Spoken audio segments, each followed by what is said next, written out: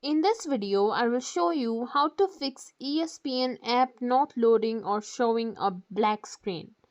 So for that, first of all check your internet connection, make sure that it's stable and it's working properly.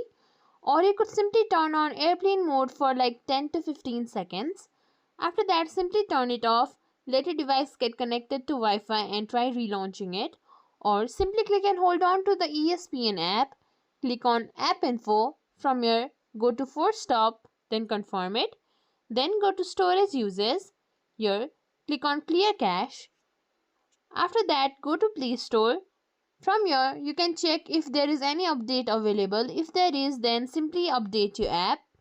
And if your app is already up to date, then ensure that there is no ad blockers, proxies or VPN turned on. If they are turned on, then simply turn it off.